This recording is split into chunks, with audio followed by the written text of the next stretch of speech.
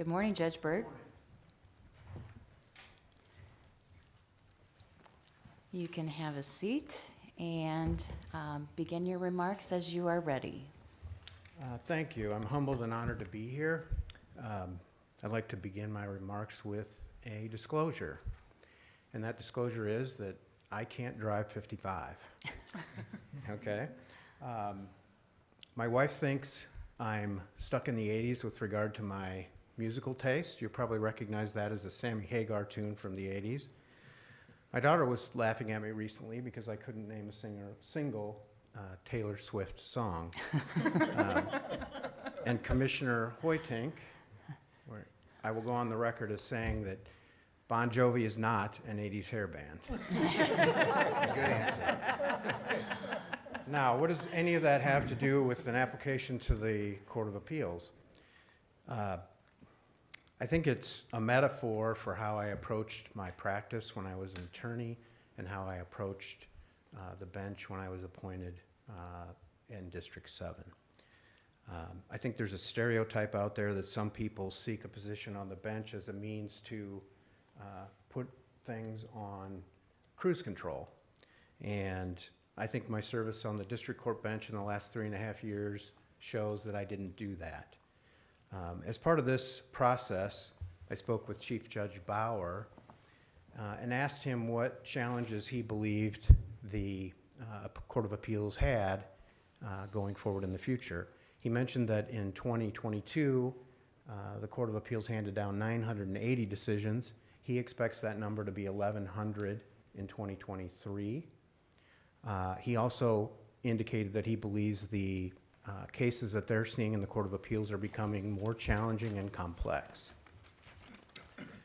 I applied for this position because I believe I have the work ethic and the breadth of experience to handle the workload that the Court of Appeals faces in cranking out decisions that affect real people who come to the district courts with real problems.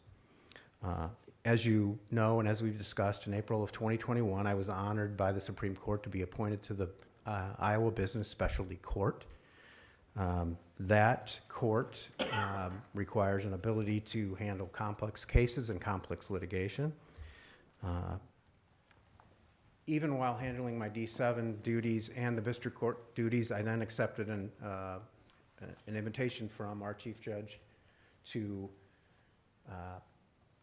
serve on the drug court in Scott County. I appreciated the opportunity to talk to many of you about the important work that our specialty courts and drug courts are doing across the state of Iowa. And it's clear to me from talking to people about drug court that we need to do a better job in the judicial branch of educating the public about drug courts, family wellness courts, mental health courts, and we have one veterans court, which I believe is in Woodbury County in the state of Iowa. Over 28 years in private practice, I represented lots of real people. I had exposure to criminal work, juvenile court work. I had jury trial experience, bench trial experience. I did civil work. I had experience in the workers' compensation arena. And when I went on the district court bench, obviously there's a heavy emphasis on criminal and family law there, so I've had 3.5 years exposure to that. In those 3.5 years on the bench, I presided over approximately 20 jury trials, many more bench trials.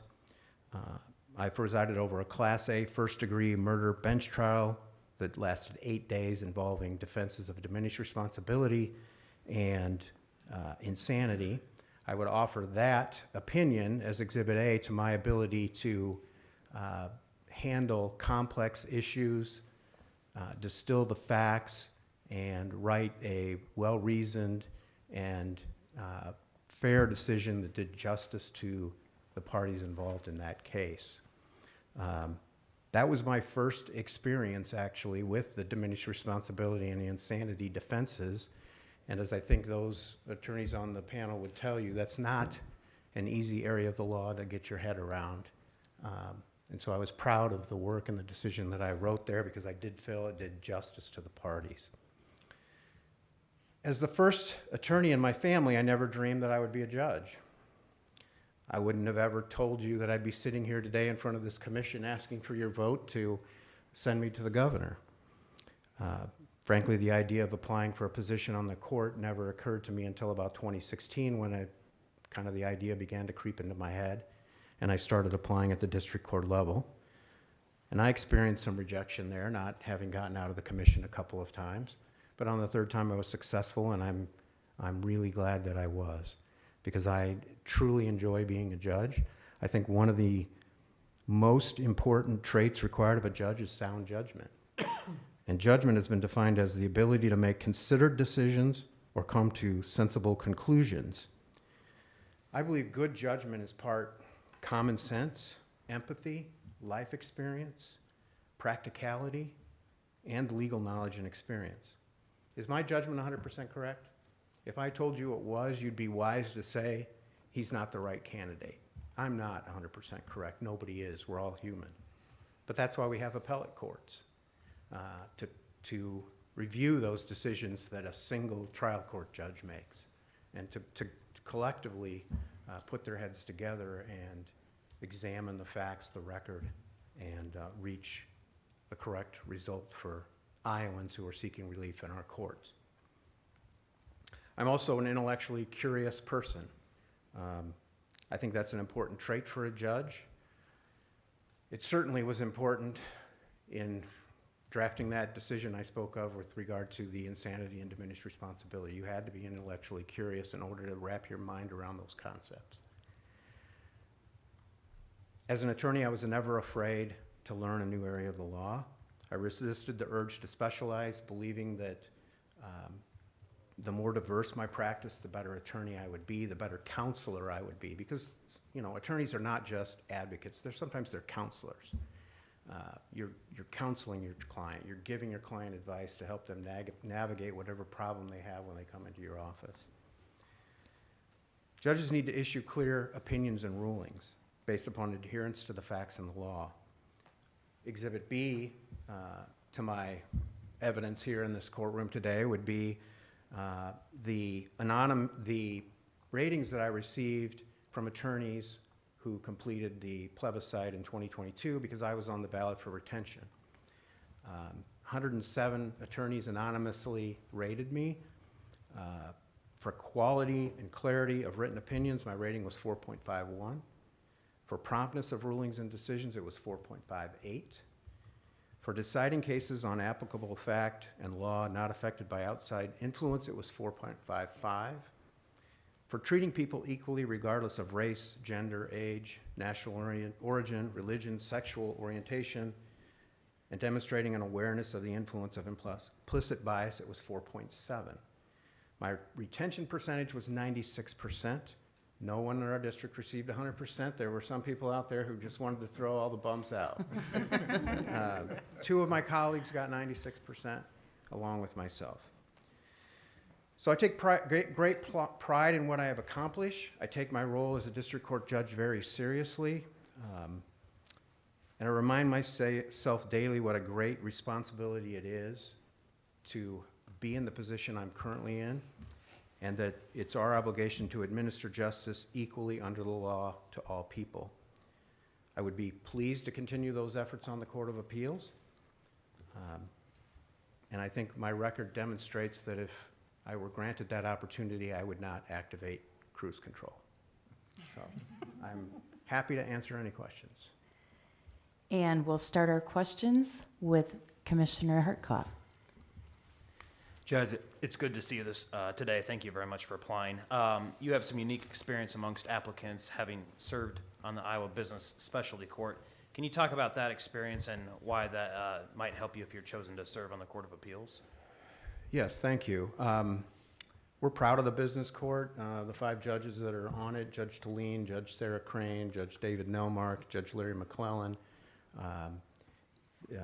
I think the business court has been a wonderful specialty court for the businesses in the state of Iowa, that we are assigned complex cases that are involving shareholder disputes. They might be breach of contract, breach of fiduciary duty. They could be intellectual property disputes. And in this calendar year, we have seen a tremendous uptick in cases. I think we're at 33, although I haven't checked my email today. We're at 33 for the year, and last year we had 28 all in total referred into the court, and that was a record from the year before, which I think was 22. So I think the business court is doing very important work, creating a body of case law to allow businesses in the state to have an idea how their dispute is going to be resolved, because there's some past history. Maybe those cases don't get appealed to the Court of Appeals or the Supreme Court, but we do have on our website a listing of rulings that practitioners can go to and read, research, and say, how is a judge going to rule on this particular issue? Commissioner Spees? Judge, I think I told you I was going to throw you a softball this morning, but I've decided I'm not going to do that. We've talked a lot with a number of the applicants about the role of empathy, the role of preparation and so forth, but I want to ask you about the role of courage in being a judge. And reading the decision that you gave in that murder case in which you had to decide whether the defendant had the mental competency, the capacity to commit the crime, what role did courage play in your drafting that opinion? You know, I never really ever considered what the public was going to think about that. That never entered my mind. I heard 8 days of testimony. By the way, you acquitted him. I did. I found him not guilty by reason of insanity. Yes. I never considered what anyone would think about it. I mean, that's my obligation as a judge, to put aside what the public perception of such a decision would be. You know, though the public's not in the courtroom, I'm in the courtroom. I'm the one hearing the evidence. So if it was courageous, I thank you for that. But to me, I was just doing what my oath and obligation was in reaching that decision. Thank you. Commissioner Hanson? Thank you so much for your application. Thank you. If you have a case that you're not familiar with, how would you go about familiarizing yourself and gleaning knowledge on such a case? Yeah, so good question. Many times I get excellent briefs from lawyers with regard to what the law is. Often, if I'm not familiar with the case and I have the time in advance, I will do my own independent research so that when I come into the courtroom and begin to hear the evidence, I'm already ahead of the ball game. I know what I'm looking for, that if I do the independent legal research, that I know what elements are important or what facts are important to those elements. So that's kind of how I approach it. Did that answer your question? Thank you. Commissioner Stanger? Thank you. Good morning, Judge. Good morning. Good to see you. You know, there's this saying of WWJD, you know, what would Jesus say or do? But I see Joyce on your application has been your legal assistant. So I'm going to say, what would Joyce do here? What would Joyce say about you? I'm sure she knows where the bodies are buried from your practice, but why don't you share with us? Yeah, right. Oh, yeah, right. Full disclosure, that was a joke, Judge. But what would Joyce say or tell us about you and your preparedness for the Court of Appeals? Could I phone a friend or? Joyce, yes, Joyce was with me for a long time, and I think she would say that I cared deeply about my clients, that I worked hard, that sometimes I probably took on more than I should have because it was hard for me to say no when somebody new would come into my office and have a problem that I wanted to help. I always wanted to help people, and that's what I think lawyers are supposed to do. We're helping people. When you boil it down to its core, I mean, we're problem solvers. That's what lawyers do. They solve problems for clients. And so I think she would probably, her biggest criticism at times was that I was taking in too many clients. Thank you. Commissioner Picklap? No questions, thank you. Commissioner Semmelroth? So Judge, it's unique for me to to be in this situation with somebody who I tried a case against Yeah. about 20 years ago. Right. But that was you were defending a doctor in a very technical medical malpractice case. And when I look at your career, you had a very varied practice. You did not specialize in any one thing. How did that private practice, how has that impacted your time as a judge? I think that prepared me very well to be a judge, simply because at the district court level, you never know what you're going to see on the schedule or be assigned to hear. I mean, it could be a child support matter, it could be a criminal sentencing, it could be a motion to suppress, it could be you get a civil trial, and I had I presided over 3 civil med mals as a judge and participated in them as an attorney, second chair. I never first chaired a med mal, but I think that experience did prepare me, because I'm not scared to learn something new. If it is something new, I actually view that almost as exciting. It's like, ooh, I get to learn something new today. I get to dig into the code or dig into the case law and see what I can figure out. Thank you. Commissioner Roberts, No questions. Commissioner Schnur, No questions, Judge. Commissioner Hoiting, I thought it was really great that you, in your significant matters, included a transactional representation. Can you talk a little bit about your experience with doing business transactions has informed you or informed your perspective as you've been a judge? Yes. I think work as a transactional lawyer makes you a better litigator, and work as a litigator makes you a better transactional lawyer, because when you're then drafting contracts or drafting covenants or whatever it might be, in the back of your mind, you're thinking about what's going to happen if this gets challenged. If somebody sues my client for breach of contract, is this contract going to hold up? So I think that helped me a lot. Just then when you did get into litigation and you're taking depositions, for instance, you kind of have an idea of what's going on behind the scenes when people are drafting these documents that you're challenging. And so it gives you a better framework of questions to pursue with people. Thank you. Commissioner Hoig, No questions, thank you. Commissioner Parrish, Thank you for your application, no questions. Thank you. Commissioner Henderson. Thank you. I do have one thing. We talked about your involvement in the drug court. Can you give us a little bit more detail about that? Yes. I